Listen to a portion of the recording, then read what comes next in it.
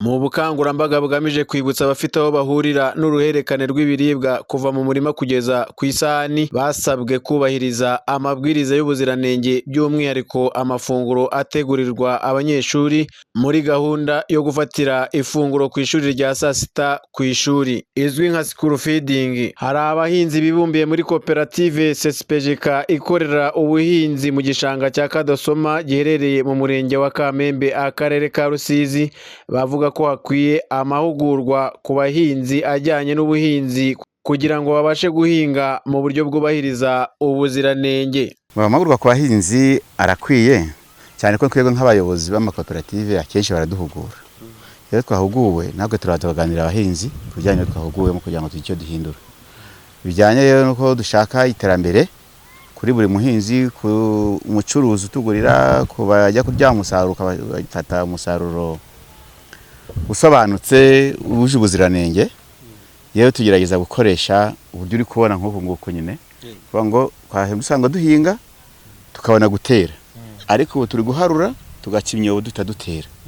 Urumva ko duhindura systeme bitewe n'igihe n'amaguru twagiye duhawe. Ngabo batahuguwe bo umusaruro wabo ntabwo bufite ubuziranenge, kuko ntabwo bamenye gutegura umurima neza, ntamenye igihe bashyiramo ifumbire, ntamenye igihe bashyiramo n'urubuto, ugasanga n'igihe cy'icogera n'igihe cy'isarura biri kubayobera, ugasanga wa musaruro wabo udafite ubuziranenge. Mu mahugurwa y'umunsi umwe yahawe abahagarariye ibigo by'amashuri, abahinzi, ababika umusaruro n'abandi bose bafite aho bahurira n'uruhererekane rw'ibihingwa kuva ku muhinzi kugeza ku isahani, Habimana Alfred, umuyobozi w'agateganyo w'akarere ka Rusizi, yavuze ko amahugurwa bahawe aje ari inyongera ku bumenyi bari bafite. Aya mahugurwa azasigira ikintu kinini abategura ibihingwa, ndetse bariya abahinzi buriya bari bafite uko bahinga, n'ubu dufite abandi bajyana mu buhinzi ndetse n'abagoronome babegera, ariko aya mahugurwa araza ari inyongera ku bumenyi bari bafite.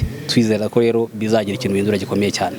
Byagaragara ko hari hamwe babitegura mu buryo butari bwo, ariko uyu munsi turizera ko nyuma y'ubukangurambaga biri buhinduke. Ndahimana Jerome, umuyobozi mu kigo cy'igihugu gitsura ubuziranenge RSB mu ishami rya zamukana ubuziranenge, yavuze ko kubungabunga ubuziranenge bw'ibiribwa kuva mu murima kugeza ku isahani ari ingenzi cyane, by'umwihariko ngo bikwiye kwitabwaho ku biribwa bigaburirwa abana mu mashuri. Buriya rero ubuziranenge bw'ibiribwa buriya kenshi na kenshi navuga yuko nka 70% by'ubuziranenge buba bwubakiye ku murima, buba bwubakiye hariya ku biraro.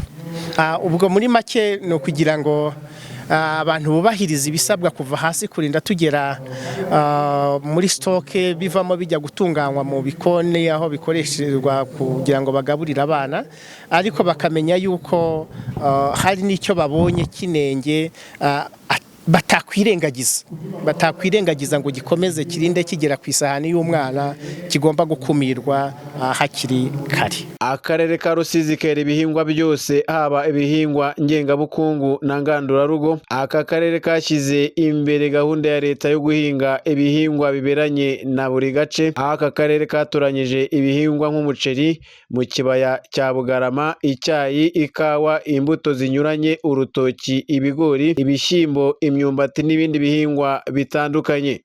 Nkundiye Eric Bertrand, Goodrich TV, mu karere ka Rusizi.